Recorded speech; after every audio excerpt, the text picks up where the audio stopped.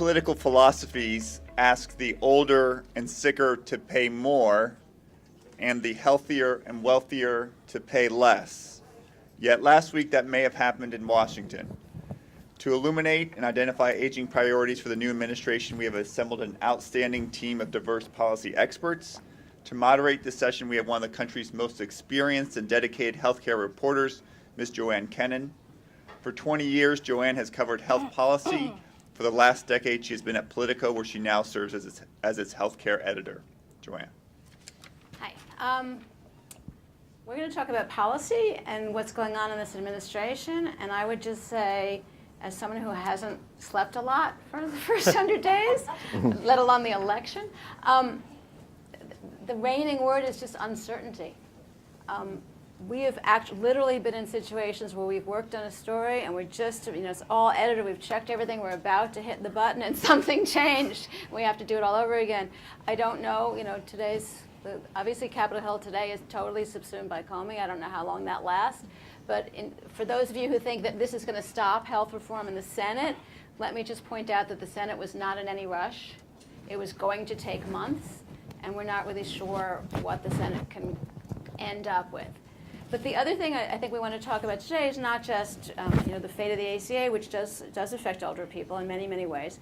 But I think that we sort of forget that all the fighting we do about coverage and spending in this country, there is a large piece of the Affordable Care Act that's not about coverage. And it has begun, and it's certainly not solved. But a lot of the things we're talking about here in terms of alternative payment and coordinated care, different ways of patient management, linking social and medical needs, a lot of that a door was opened by those hundreds of pages of ACA that we're not really fighting about, and that by and large won't get repealed. They'll look different under the current administration, but they're not going to disappear. So I wanted to just sort of start. Also, I almost never, I moderate a lot, and those of you who've heard me before, I almost never plug us, but there's something so serendipitously linked to what you guys all do, I am going to tell you. Politico magazine has a section, a free online section, you don't have to pay anything, called The Agenda. And for 6 months, we have been doing a project on public health in the 21st century, looking out 20, 30, 40 years. It's called Agenda 2020. The conceit is we just did the census. We know what the country looks like, what we already know. And the edition that came out, we've done a lot of work on aging. We've done social isolation as a health problem. We've done rural health. And the one that came out today, I haven't even read it all yet, is on the built environment. So it's not a topic that's gotten a lot of attention in Washington, and I hope that people who read this will start talking about it. That's the end of the plug.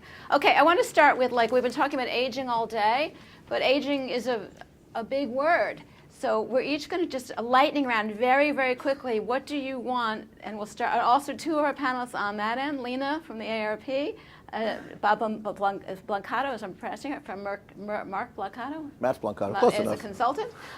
Rima Cohen is now at the Aspen Institute. She used to be at CMS. And David, who's the last one I'm now blanking Thompson. on. David Thompson, I should know these things, but I don't have it on paper. It's from Grand Rounds. And the two on the very end might have to sneak out 2 minutes early, so they're not being rude, they just have a train. But we'll try to end on time. And we're going to start with a lightning round on when you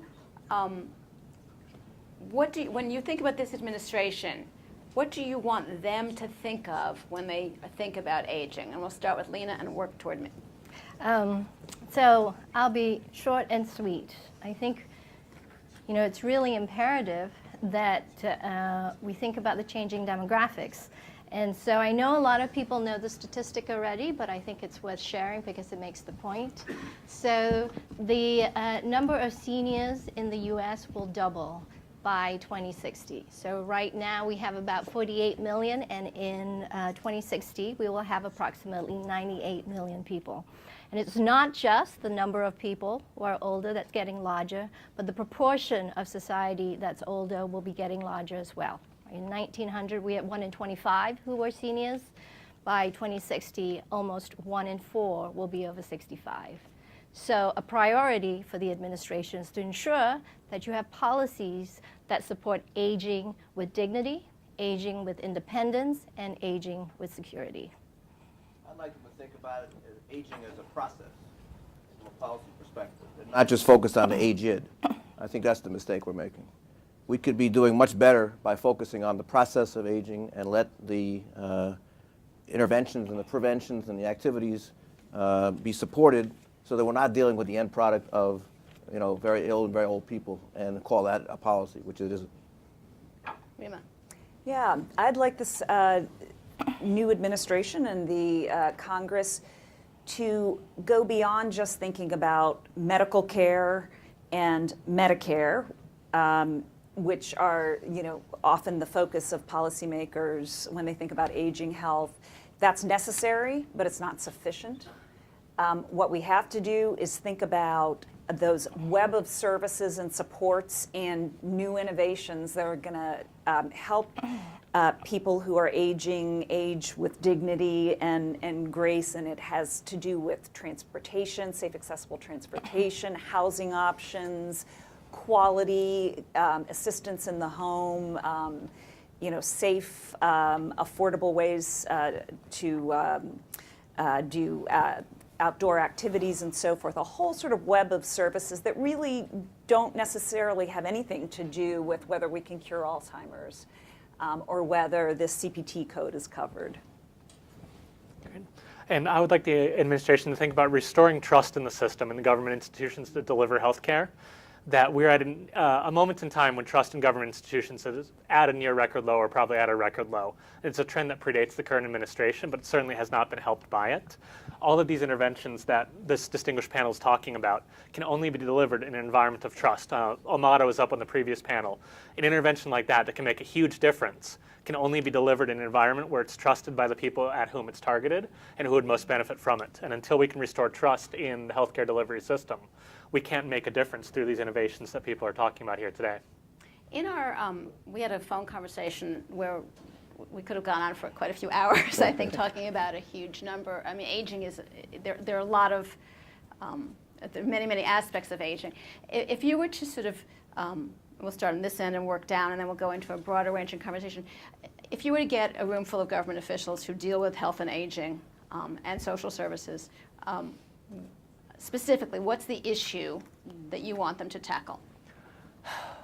Broader than sort of existential trust. Like, here's the concrete law or regulation I want you to fix tomorrow. So if I had to pick just one item from my bucket list of items, it's one that we've heard a couple times today, which is integrating medical records and EHRs much more comprehensively, easily, and transparently. I think it was Mr. Scanlon who talked about right now we're using medical claims as a proxy for information about people's health. And that's really a system that was designed to get physicians paid. Over the years, we've shoehorned it into a system for data exchange about patients, and that's not the way it should be. Open, interoperable, truly interoperable medical records would allow patients to go from provider to provider. We talk about polychronic patients. Allow one or more people to help quarterback that care and see what's happening at each care delivery site, whether that's in person, remote, through other means, and understand everything that's talking about. Mr. Bloom was talking about in the previous panel, when you get one specialist trying to take care of all of the patient's care, not necessarily the best outcomes, but again, when the data is siloed, that's what the native result is. When you can't get data out of one Epic, one Cerner, one of the hundreds of other EHR systems out there and freely flowing, you're going to end up with that bad outcome. So my number one priority was, for real this time, this is the second or third time the government has promised it, real, actual, interoperable, API-driven EHRs. We'll see if it happens this time. Rima. I have to admit, I don't have at the tip of my tongue this, change this section of this law or pass this particular regulation. But what I would say, sort of building off of what my opening remarks, is anything, and this would probably fall under the delivery system reforms that you talked about in the previous panel, anything that gets healthcare providers in the system to work to improve sort of the health and well-being, with an emphasis on well-being of people, whether it's through accountable care organizations or the primary care medical homes, or the accountable healthcare community. Sorry if I'm throwing this alphabet soup out at you, but these are all mechanisms to take the sort of traditional payments to healthcare providers and integrate into them accountability for the range of services, whether they're transportation, nutrition services, access to healthy foods, low-income energy assistance, whatever it is that actually truly makes people healthy, that part of health that isn't medical care provided in a physician's office. So anything that moves us to a system that begins to value the actual well-being of patients, and this would be true for younger people, but especially seniors. And I would say that first we need a national aging policy to begin with. We don't have one. We haven't had one in my lifetime. So we ought to be thinking about what that policy should consist of. And when we do that, we should examine the holistic nature of aging and the person. And we're talking person-centered, not patient-centered care or activity. But the coordination piece that you talked about is so important, and nutrition in particular, how it cross-cuts all the issues around independence, well-being, good health. But we need a policy direction that aims us somewhere, that has an outcome associated with it. Lina. So maybe I'll get a little bit more specific than the higher level. I really do think we need to think about ensuring that everybody has access to high-quality, person-centered, affordable health care. And we also need to make sure that people who have health conditions have access to the care they need. People who need long-term care services have access to the support that they need to remain independent in their home.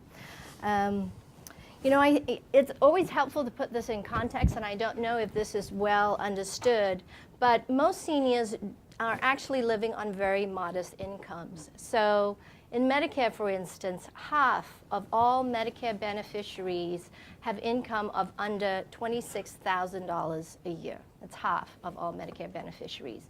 If you look at individuals who are buying in the individual market as well, for those who are between 60 to 64, half of them, the median income is around $20,000 a year. I think it's really important to have that context when we have the conversation about ensuring that people have access to affordable coverage. For those who are on Medicare, for instance, we need to make sure that the system continues to remain fiscally sound for current and future beneficiaries. And I think that there are ways to do that. There's a lot going on with the current demos and pilots through CMMI that have shown a lot of promise. And so we need to explore all those opportunities to test and learn and scale where possible, and not shift the cost onto the backs of seniors or cut their benefits, for instance. And for those who are not yet eligible for Medicare, we need to make sure that they have access that is meaningful and affordable, or there will be millions of Americans who will not have the care that they need. The debate in Washington, the issue that captured the public imagination as the repeal bill, the ACA repeal bill went through the House, the thing you saw in the town halls, and the thing that people were, it's something people can understand. It's not complicated. It was pre-existing conditions, which pretty much everybody older is going to. I mean, a lot of people younger have pre-existing conditions, but by the time you're 60, you got something, or maybe 4 or 5 things. In addition, the 2 things that are very relevant to this conversation is in the repeal bill that passed the House, and it probably won't look like this if and when it comes out of the Senate. There is extra burdens on cost burdens on the older, the pre-Medicare older population. And the second issue that is humongous is, and it doesn't get talked about, is Medicaid.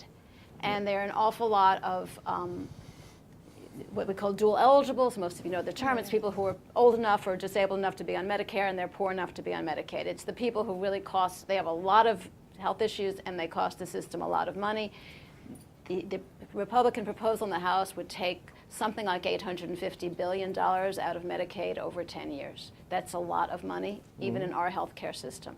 So what does the states who have been doing it, and red and blue states, I mean, states have been working on community-based solutions. They have been getting people into long-term care, more community-based supports. There's a trend. The governors get it. Some do a better job than others. Some don't do a very good job at all. It's not so ideological. I mean, it's just sort of, there are some conservative states that do a lot of work on this. What do you do if you lose almost $1 trillion? Right. Especially at a time when, for the first time, Medicaid is spending more on home and community-based care than it is institutional care, which was a tremendous advocacy victory that we don't give ourselves enough credit for, because people were saying, this is what older people want. This is what we can do, and we can do it more effectively.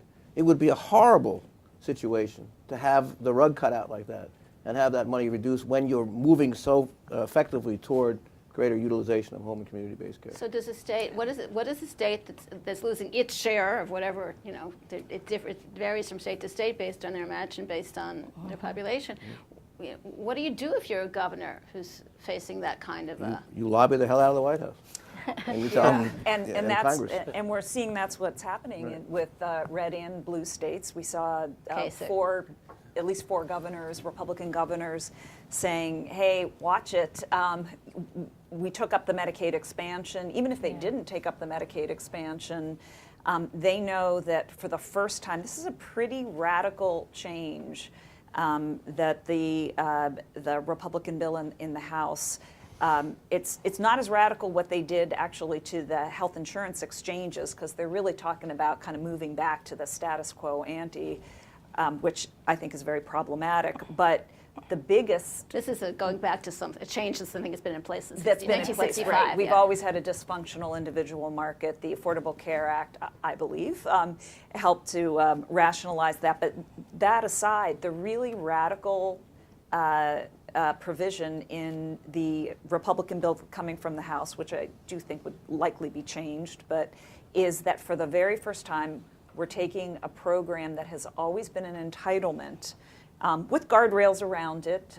You have to have necessary services, and we've been moving away from this institutional care to home and community-based care. But for the first time, taking an entitlement and saying we're going to cap that amount, and the cap is designed to take, as Joanne said, $800 billion over 10 years, I think, out of the system. 840 or 880, depending on who you Okay, ask. 880. Yeah, a lot Almost of money. $1 trillion, right, out of, and this is out of the state's pockets at a time, as Bob said, that we're moving towards, and the ACA helped further this. It was a movement that was underway already to more home and community-based services, and some really interesting things going on in state Medicaid programs, which pay for 40% of the nursing home and community-based services. Is that right? About 40% in the country. Yeah. Huge amount. If you start sucking money out of that system, you are certainly going to see real problems with your governor trying to decide between covering able-bodied young people, people with kids, children, and these long-term care services. You'll also hear people defending that approach as saying, well, we're not going to touch the disabled elderly, the high needs patient. We're going to it'll be sort of what we're doing now, but you just can't save that kind of money from healthy kids.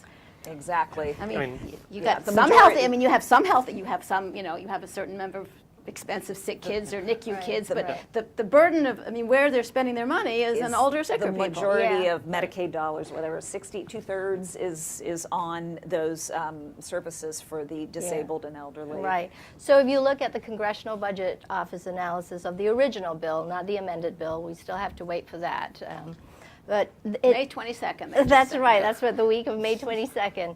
So it reduced Medicaid spending by 25%. So with that big of a cut, you know that there's going to be dramatic changes at the state level if this bill does go through and get signed into law. So states will have to adjust, right? And what are the ways in which they adjust? They either have to put in more state funds, but most states are already cash strapped. So where are they going to find the funds? They would have to then look towards provider cuts as a way to get by with these huge cuts that they're going to have to take from this because of this bill, or they're going to have to look at cutting services, cutting benefits, and what goes will be the optional benefits, which, as our speakers have already said, are the benefits that are home and community-based services, or they're going to impose waiting lists, restrict who can have access to those services. And that really is moving us backwards, not forward, not where people want to be, as Bob was saying. The vast majority of people want to age with independence in their home and community. But I'd like to go back to your comment as well about the pre-existing condition provision that was a part of the amended bill. I mean, I think that it would be devastating for people who have a medical condition who won't be able to afford access to health insurance. So states that choose to take the waiver, so as the bill has specified, states can have a waiver where those with pre-existing conditions will be medically underwritten if they have a gap in coverage. Now, there's a lot of analysis out there that shows that it's not going to affect just a small group of people who have a gap in coverage. In fact, the effect would be much broader, and that people with, generally the effect would be to raise premiums significantly for those who have a health condition.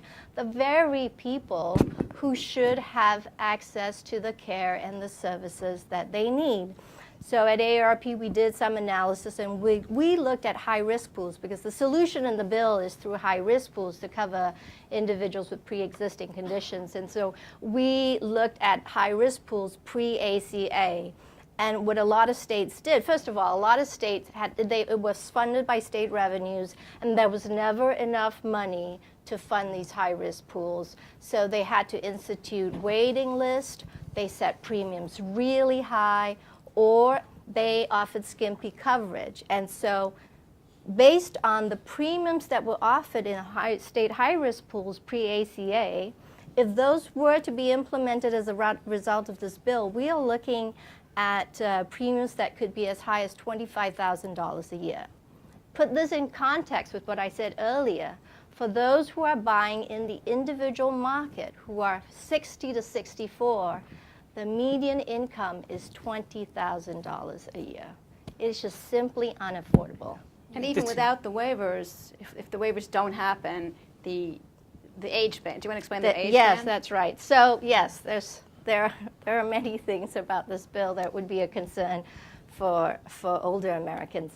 So the bill would also increase premiums for older individuals. So currently in the ACA, older individuals are charged 3 times more in their premiums what a younger individual would pay for the same coverage. The bill will allow insurers to charge 5 times or more. Or more, right? Or more in premiums. And on top of that, they reduce the tax credits that would be available to individuals to offset the cost of those premiums. So the Congressional Budget Office, in its initial analysis, estimated that premiums for somebody who's 64 years old, earning about $26,000 a year, premiums for them will go from $1,700 today to $14,600 because of the changes to age rating and to the tax credits. So this is the nonpartisan Congressional Budget Office. This is an increase of nearly $13,000 a year. It almost seems like we're seeing a replay of roughly 2005 to 2015 of the employer side coverage being played out in very fast forward here, which is healthcare inflation has affected public and private systems. Equally hard, healthcare inflation is what it is. And from 2005 to about the ACA, we saw some of the techniques that both of you have been discussing about we'll put more cost on the consumers and we'll try and drive network reimbursements down. And eventually you can't squeeze any more blood out of those stones, and the employer groups figured that out and stopped trying that. When it was the employer groups trying to push cost onto patients, the check was you end up on the front page of the New York Times, and there was a large employer that ended up on the front page of the New York Times when they tried to cut health benefits and put more cost on the patients, and that move was swiftly reversed.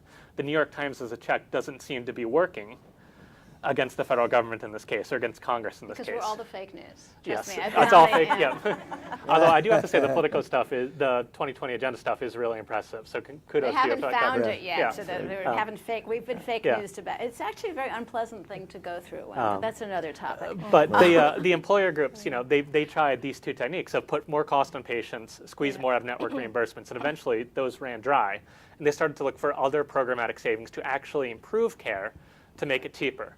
We're still stuck in that bad part of the loop of let's squeeze patients and let's squeeze providers, not how can we solve the waste, not necessarily even what Medicare calls waste, which is payments for services that were never rendered or completely medically unnecessary, but waste in the sense of we could have reached a better outcome earlier or cheaper in this process because we're so focused on squeeze the obvious places to squeeze, not making the system better. And until we get past that, we're going to be stuck in this loop. But I think that's one of the the debate, no matter where you came out politically, the debate in 2008, 2009, 2010 on the, whether to pass the Affordable Care Act, and I don't think anybody in this room would think it was a flawless piece of legislation, but we were having a conversation about costs, and there's been the whole, remember bending the cost curve. We had a conversation about value, and to be fair, that conversation is continuing, although not everybody defines value the same way, or even knowing how to get there, even if you can define it. It's not easy to, we spent 50, 60 years getting into the fee-for-service mess we ended up in, and we're not going to get out of it overnight. But we've sort of lost, and then we get to what Dave was talking about. Either you have a policy that cuts the providers, or you have a policy that cuts the patient, or transfers cuts the patient. And we've seemed to have lost the current conversation in Washington. We're talking about the price of premiums, not the price of health care. And the way to bring down the price of premiums is to cover less in an insurance plan. That's what this administration openly says. We want to loosen up actuarial value. We'd like to get rid of essential health benefits. We're going to do what we can through regulation if we can't get it through some legislation. So basically skinny your plans that if you get sick, you have a big cost. How do you, and you would work a lot in the quality, you all care about quality, you work a lot in the quality space. You can't have value without quality. What is still alive in the current, on the table? You may want to explain macro, maybe you don't. But how do we could spend an hour on right? it. How do you? Macro is basically the shorthand for a law that's going to change how Medicare pays physicians, and it's again a very powerful tool to get away from fee-for-service. It's not going to. They won't do it overnight either, but it's a big thing, and it's bipartisan. And Secretary Price helped write it as a congressman. He's not going to repeal it. He'll implement it differently. I think that's the consensus. I don't think anybody sees them repealing. Unless Trump decides it's the Russians or something. But where do we get quality and the related impact it has on costs back into the conversation? I think that's the conversation that needs to happen, and that this group and everybody in this room, I hope, can help contribute to, which is we need to figure out who pays, and that's an incredibly important topic. As you say, if you can't pay for your care, what care you get doesn't matter. And if you're bankrupt because of your health care, that is not an acceptable outcome either. But getting past, if we're going to go to this model of putting more power in the states to seek waivers, more power in the states to implement their own programs, more power in the states to design their own programs, then this might be the laboratory of opportunity that will give us a chance to at least find I don't want to call it a silver lining, because relative to the size of the cloud, it's a pretty small silver lining, but at least a chance to start putting interventions in place to guide people to better care. And the sort of broad PPO model or HMO, MCO model doesn't seem to be driving the cost savings that were promised. In all honesty, the bending the cost curve rhetoric about the ACA, there was hope that the addition of people to the risk pool was going to bend the cost curve, average costs would come down, and that hasn't necessarily been borne out to the extent that it was expected. And so I think the next step here is to take the conversations we've had today and start finding ways to work at the state level to drive quality improvement programs, some of which might be ACO type programs, some of which might be dynamic network design programs where the network you get is specific to your treatment, your condition. And so you get, if you're an elder American, you get seen by a network of physicians that are known to work together and communicate, even if they're not part of an ACO or an MCO, that are specialized in that type of care. And it's not just whoever you found first in your provider guide or whoever's first in Yelp. It's a network of physicians who are the right ones for you. Maybe it's other forms of creative reimbursement, but I think everybody on this panel has ideas about how to bring that out at the state level if we're not going to be able to influence the federal level this year. I don't know that the silver lining actually is that that there does seem to be widespread bipartisan support among policymakers, but also providers, payers, consumer groups, and others on at least the broad notion of what we often call delivery system reform, which is essentially all these things that you talked about and some of the things that I talked about, integrating the social services and others. But it's basically new reforms to change the way we deliver and pay for care so that we're actually measuring and trying to improve quality while we're reducing costs. There is wide bipartisan support on that. I don't see that being repealed. Certainly not MACRA, which is focused on sort of consolidating a lot of the physician payment programs that paid for quality. That's moving forward. I don't think anybody's going to mess with that. Even the delivery system reforms that were in the Affordable Care Act, and I do beg to differ a little bit that there wasn't sort of anything to try to bend the cost curve. No, there's an didn't- attempt. right. To There- just, yes, there's we an didn't attempt. solve it in Yeah. 4 years. Absolutely didn't solve Right. it. I and mean, CMMI is a big deal. Yeah, CMMI is the Center for Medicaid and Medicare Innovation. In case any of you just the walked in, Innovation right? Center is going to, I believe, is going to stick around. That's $10 billion that was given to this new office in the Department of Health and Human Services. I don't think we've ever seen anything like this in government, where the Congress just gives $10 billion and some parameters, but says go out and do innovative things, seed different projects that are designed to reduce costs and improve quality in Medicare and Medicaid. And if you can show demonstrable reforms that actually save money and improve or maintain quality, you don't even need legislation. You can go ahead, if you can have this actuary certify this, you can go ahead and spread it to the Medicare program. That's pretty unique, and I'd say the Innovation Center, it got off to a little bit of a slow start, but it's seeded some very interesting programs, some of which are going to be expanded and have shown some interesting savings. So we're beginning to see that. We hope we'll definitely see more of that at the state level. We need a heck of a lot more to truly bend the cost curve. It's probably going to have to be a lot more radical than the things we're doing now, but I think we're sort of moving in the right direction. And just one other quick point on MACRA. There's some pending rule on quality measures out there right now. That's really people who care about quality measures should look at that pending rule. There's public comments through June 5th. And I think people should really take this opportunity to weigh in on what the quality measures should look like going forward, beyond what they're in there now. And in fact, to react to that, so I think generally I agree with the panel so far and Joanne that there is sort of broad consensus on payment and delivery reform and using measures to define value. I think where there's differences, and maybe this is only among a small group of really wonky policy people, but there's definitely very interesting conversations, using air quotes, around very interesting conversations around how you define value, how do you define quality, right? It's also in the And- drug debate, the drug price debate. Exactly. We'll pay for value. Right. So how do you define quality, and do we have the measures that are measuring the things that we care about? And there are different stakeholders in the room.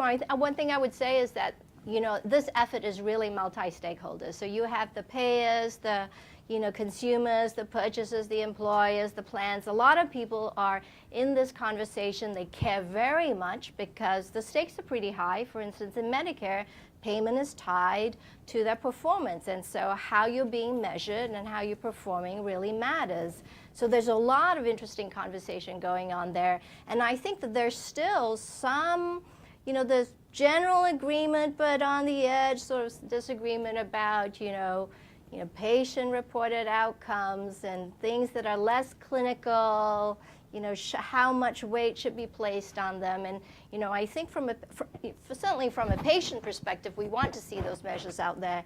But I think it's great that we're having the conversation, and I agree we are moving forward. I think every time we're moving forward, that's a good thing. We're going to turn, right, go ahead. I was just Finish going your to say, okay, the quality metrics, I think there are some that everybody agrees on. Yeah. And there's a lot of stuff around the margins, but the core is we are able to see quality measures from, take surgeons as an example, that top surgeons can have readmission and infection rates that are 30% lower than bottom quartile surgeons. And that's one that, whether you add a patient-reported component or not, steering people towards surgeons that have 30% lower infection and readmission rates is a no-brainer that I think left, right, middle, north, south, east, west, everybody can agree on those. The question is these metrics on the side, but we shouldn't lose sight of the good, trying to find the perfect on that. Agree. So we're going to turn to questions, so go to the mics, and while you do that, let me ask them that Lina brought up with on the phone, but go ahead and I'll call you in a second. Right now, we've been hearing from the House Republicans in particular for 5 or 6 years, premium support, a plan to really transform Medicare. It is not on the table right now. It's probably not on the table for 2018. Trump doesn't seem to want to do it, although, he changes his mind about things. It does not seem to be something that's going to happen in the next 2 years for a variety of reasons having to do with budget rules and taxes, and they've got a lot on their plate. But there are other things that the Secretary can do. You mentioned the balanced billing and some on our preliminary conversation. Maybe we talk about, there are things that the Secretary can do, that HHS can do, both on the exchanges and Obamacare, no matter what happens to the legislation. If they want to blow it up, they can blow it up. They haven't done it yet. But on Medicare, what are some of the things that we know that Secretary Price has, we don't know what he's going to do. He's not been communicative. Right. What are some of the things you're worried about that could shift more burdens of care on more cost, at least, onto through the regulatory process? Right. So, we can't speculate about what he's going to do, but certainly we worry about. We can speculate. We can't know. Yeah, I guess. Well, we worry about private contracting and balanced billing. So right now, there are protections within the Medicare program that says that if you want to be a participating Medicare provider, you have to meet certain rules and requirements. So 96% of all providers participating in Medicare, for instance, agree to the Medicare rate. If you don't agree to the Medicare rate, there's about 4% of physicians who don't. They can balance bill, but there's a limit on how much they can do. So balanced billing means they can charge above what the Medicare rate is, and they're limited up to 15%. So that's a protection for Medicare beneficiaries. And then Medicare also says that if you can choose not to participate in Medicare. 1% of physicians choose not to. But if you don't participate in Medicare, and if you want to enter into a private contract with a patient to provide services who's over 65, you have to do it for everybody. You don't get to pick and choose, so you don't get to say, this person I'm going to private contract with, and this person I'll accept the Medicare rate. And you can see why Medicare sets those guidelines, because it's protective, right? It's protective of beneficiaries. What we worry about is the loosening of those rules that would allow physicians to privately contract and pick and choose and balance bill over what is already specified in Medicare. And something like this is not the major change like premium support, like some of you may have heard, but it's certainly something that could fundamentally change how Medicare beneficiaries, what Medicare beneficiaries would have to pay, their relationship with the physician. It could fundamentally change the program. Okay. We have a question here. Yeah. I'm David Klein from the University of Rochester, recovering health plan person too, for complete disclosure. You haven't talked about fee schedules or pricing in the private sector. There's been some data which has emerged over the last 6 months or so, which shows that the cost-shifting problems are becoming pretty profound, driven in particular by two things: provider consolidation on the institutional side and employment of physicians. That when you move, to take control of a market, okay, the pricing to carriers, across virtually all carriers in a market, even the high share carriers, goes up by a material amount. Similarly, when you look at doctor compensation, when they move from being on their own to being an employee, it goes up by a multiple of what it's there. And it just hasn't had any publicity. When you do the international comparisons and sort of look at pricing domestically versus offshore, it's usually a factor of 2 or 3 difference. We can look at price controls that exist, whether it's drugs or MRIs or physician fees or whatever. Are we heading towards, in the absence of being able to get a control on the increasing dissatisfaction that the public has? You now have half the population with high deductible health plans. Average deductible is $1,400. When lots and lots of angst about that, into some form of price controls, because not much else is going to work. We've been looking at trying to change use patterns. Forever. And the best we can do was, say, in the ACO program, a couple of point movement when people talk about a 30-point variance that's possible. It's a very blunt instrument. It could be implemented with single payer, could be implemented with public option, could be implemented with straight price controls, a la Maryland. Okay, there's all sorts of ways it can be done. Is that what's on the horizon? I'll stop there. Well, this goes back to taking turns squeezing the payer, squeezing the provider. maybe you and I read different magazines, and mine are more boring, but I think there has been a lot of, at least some publicity about the ongoing battle between carrier consolidation on one side and provider consolidation on the other. And at least in the West, where I'm based, there have been some epic battles between payers on one side and provider groups that have vastly scaled up and tried to exert market forces against the payer groups for exactly the reasons you mentioned, to try and exert price pressure upward. And at the same time, there's been the wave of carrier consolidation that looks like it has come to a grinding halt with the blocking of those two most recent mergers, fighting against the other direction, trying to apply pricing pressure to the providers. So at least my perspective on it is that we have seen a detente in the war among large providers and large payer groups. But these small providers are the ones who are probably going to end up getting their price, at least under the current system, get their fee schedules hit the hardest, because they're the least able to stand up to the newly merged and newly enlarged payer groups. That said, it is a blunt hammer to impose price controls. If we end up with unsustainable pricing going forward, that's the sort of option that people look at. So I think if there's many people from different sides of the payer, provider, interest group spectrum in this room, if we can't work together to find better solutions, that's the type of solution that people start reaching for. And so I think it's incumbent upon us in this room to find ways to bend the cost curve, drive down the cost of care without reaching for that hammer until it becomes absolutely necessary. But Well, we do have that hammer in Medicare. Yeah. I mean, there are price controls, if you will. What there hasn't been are volume controls, and that's why you see some of these delivery and payment system reforms. It's to move away from fee-for-service, where we would cap the amount we would give to physicians. We cap the amount that we give to managed care plans. And in fact, the Affordable Care Act, you may recall, ratcheted down those payments, and it was pretty effective.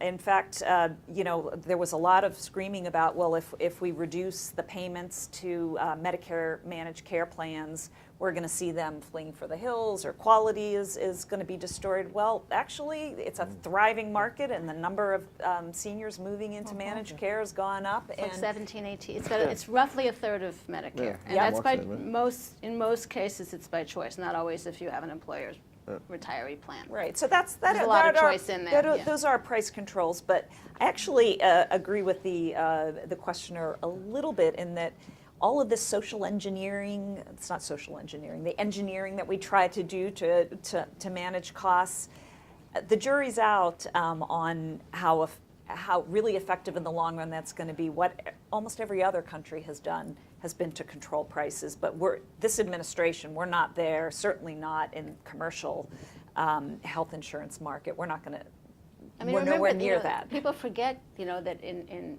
2009, the House had a very large Democratic majority, and they couldn't get public option through. Nancy Pelosi couldn't get it through the House, so I don't think Paul Ryan will.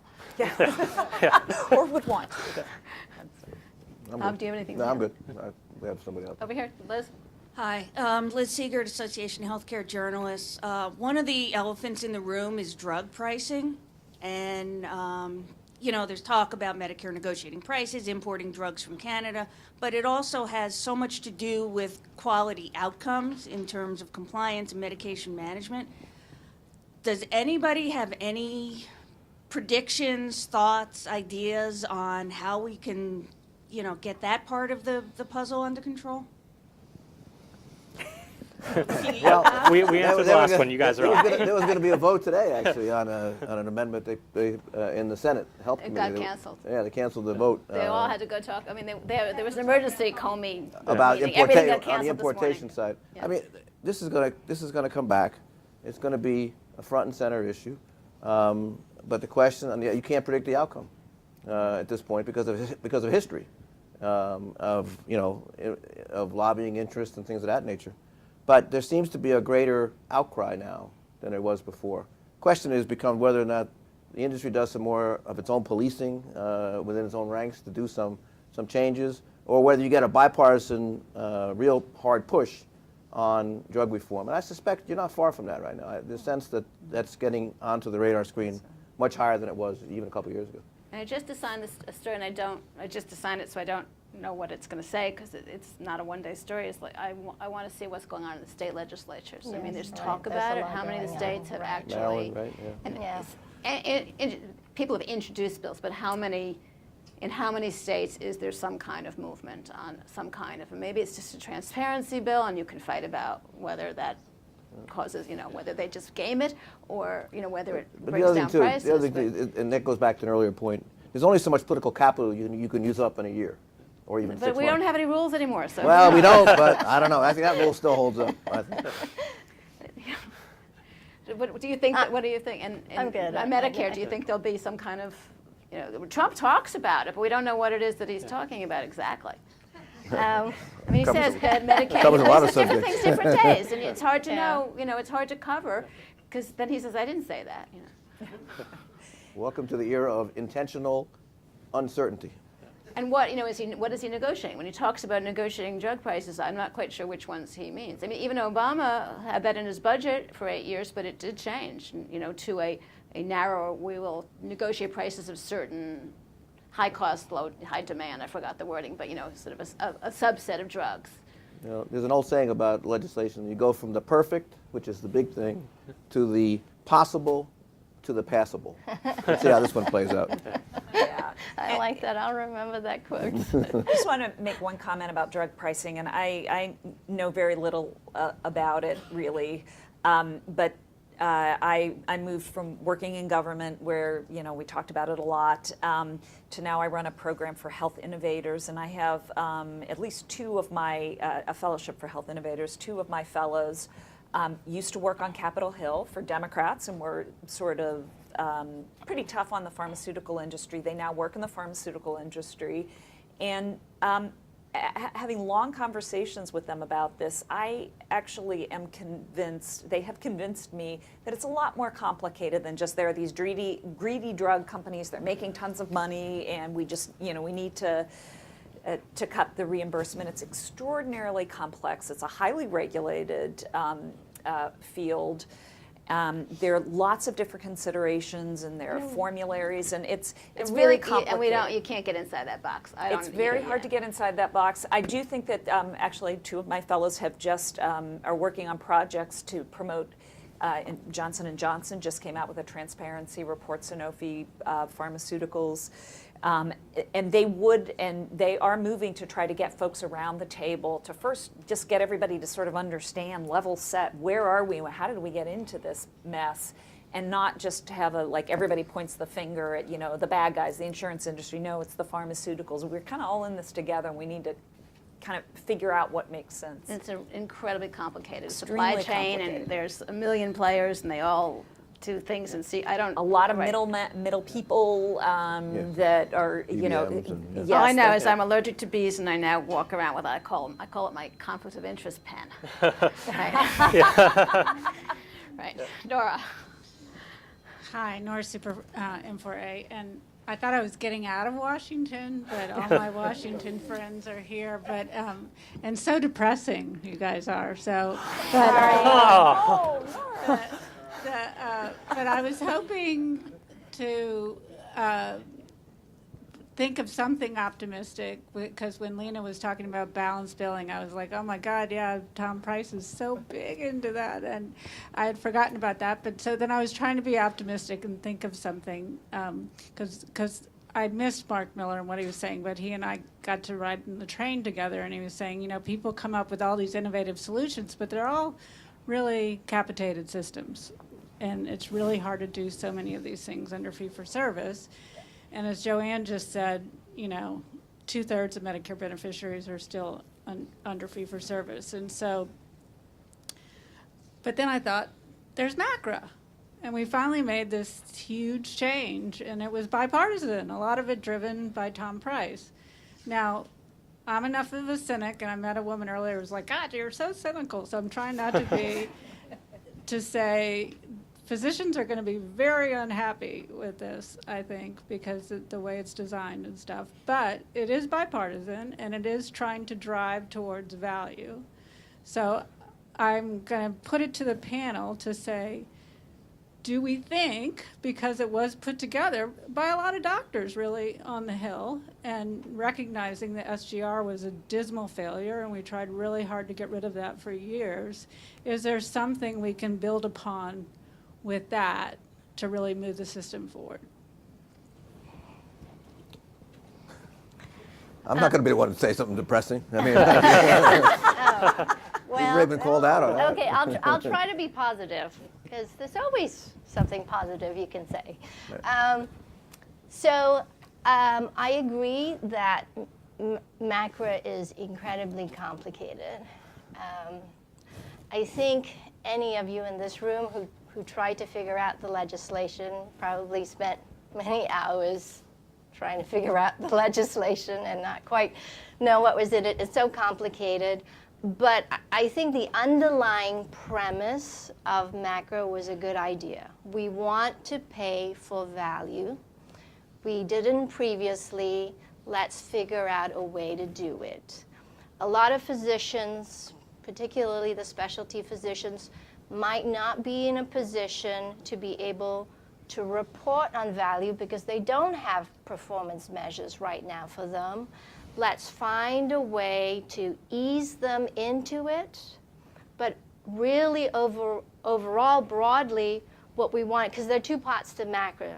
So one is where they have to report the quality measures, but in the end, what MACRA is really hoping to achieve, what it's trying to do, is to transition them from reporting individual measures to get paid to being in a system, a larger system, an alternative payment model, and an advanced payment model, where they're working in an integrated environment. They have financial incentives within that environment that would encourage them to provide better, higher quality care.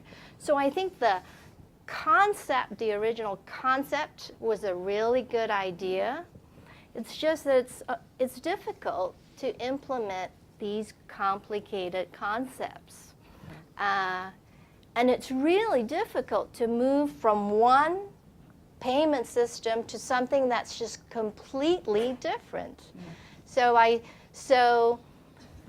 CMS made concessions, realizing how kind of sort of the incredible burden it might be for physicians to transition into it and just operationally trying to figure it out, relaxed some of the criteria, and so made it a little bit easier for physicians in the early years. But what I would say from a consumer perspective is that we want to see that those standards and the bar raised over time. So, right now there's sort of a glide path to make it so that physicians can operate, right? You don't want to ding them, we get it. You want them to figure out a way to adjust to the new payment system, but don't keep the bar low forever. We have to revisit it, figure out a way to raise the bar over time, because ultimately the goal of MACRA is to pay for value, right? So it defeats the purpose if you set the bar so low. You're not really accomplishing what you'd hoped to achieve. So that's the silver lining, Nora, to your question. I mean, I completely agree with you about not leaving the bar low, and we need to raise it over time. Yeah. The one pushback that I see in the private sector sometimes is there are a lot of programs that have multi-year ROI periods. And when the political winds keep shifting as to what will and will not be counted as value, what will and will not be reimbursed.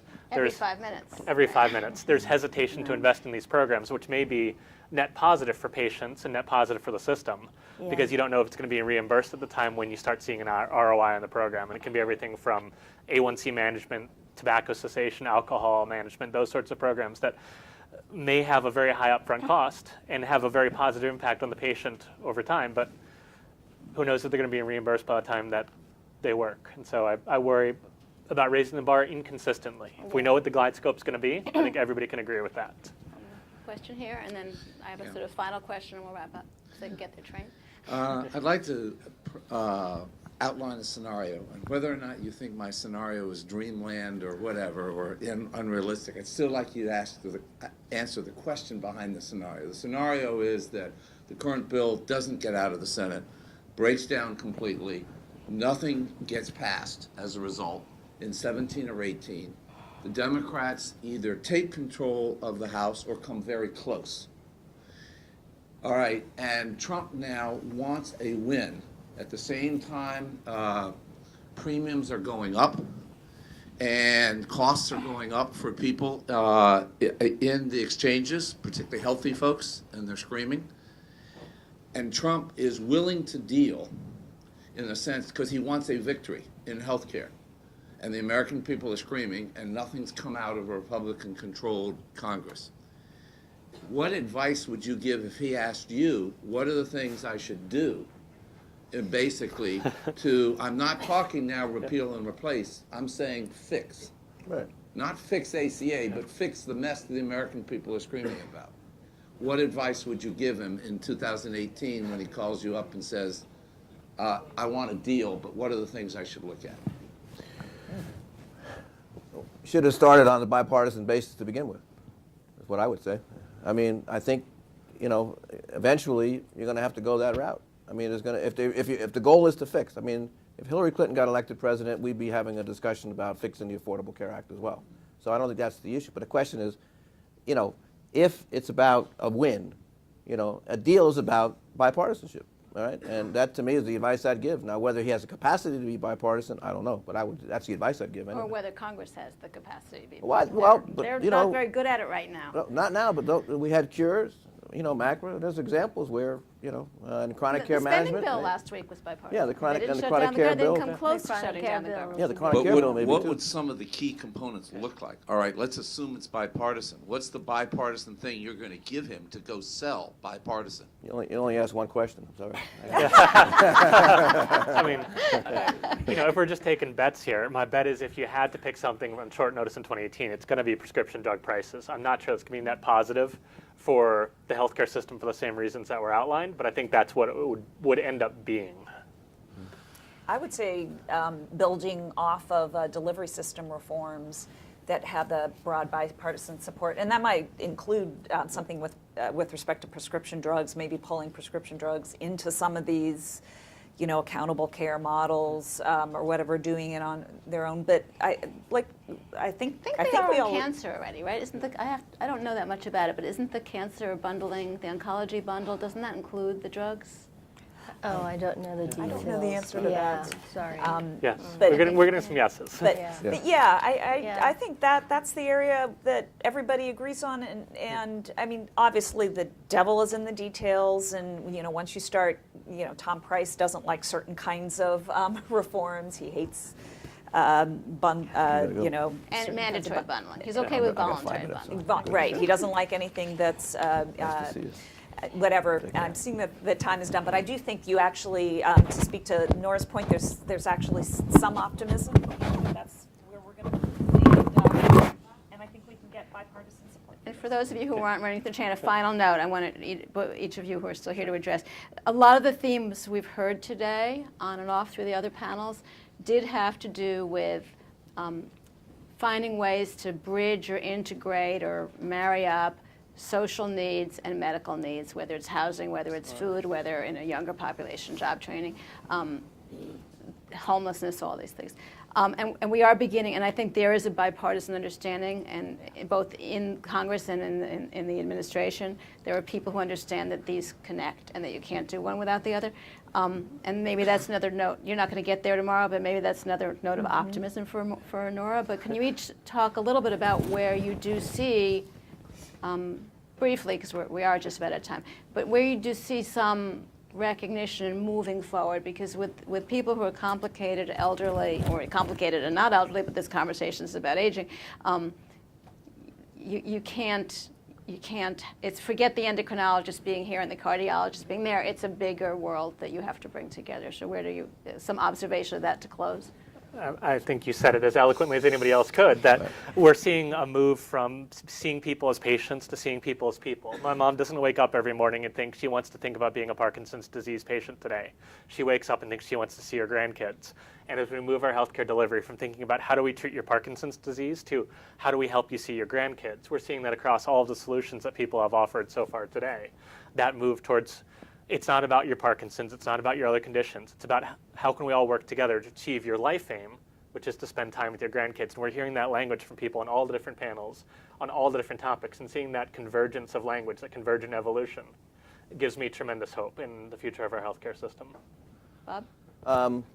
I like to focus on social determinants of health. That conversation, I think, is long overdue, but I think the emphasis has to be on determinants, so that you focus on the determinants and build the strength of the social pieces so that they do integrate much more closely. I hope we do that. Rima, last word. I echo everything everyone said. I'm taking care or helping my 88-year-old parents, and they don't wake up every day and say, I want to see my doctor because the worst thing in my life is my cataracts or whatever. They wake up in the morning and say, how am I going to get to the grocery store? I don't know how to use Uber. It's hard to walk down these steps. I want to see I want to see friends. I want physical activity, but it's cold outside now. I don't know how.